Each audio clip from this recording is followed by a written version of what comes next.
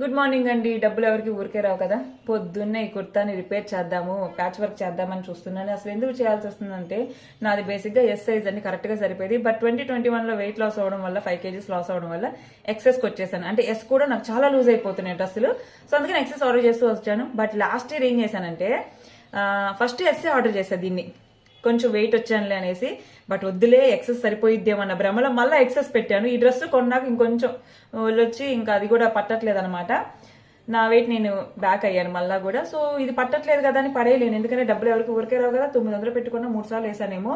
ఇది నాకు పొడవు బాగా వచ్చింది. నేనేం చేస్తానంటే దీన్ని ఈ సైడ్ ఎంత జాయిన్ చేయాలో దాన్ని బట్టి పొడవు కట్ చేసి దీన్ని రిపేర్ చేద్దాం అనుకుంటున్నాను.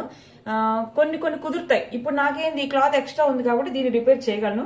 కొన్ని కుదరవు. అలాంటప్పుడు బయట మనం ఇంకేదైనా క్లాత్ తెచ్చి జాయిన్ చేయొచ్చు. డబ్బులు ఉన్న వాళ్ళకి ఈ ఆలోచన అవసరం అండి. కొంచెం అడ్జస్ట్ కాని వాళ్ళకి, డబ్బులు ఎవరికి ఊరికే రావనుకునే వాళ్ళకి ఇలాంటి టిప్స్ అనమాట. బట్ నేనైతే ఇది రిపేర్ చేసి వేసుకుని కూడా ఇంకో వీడియో పెడతాను. బై.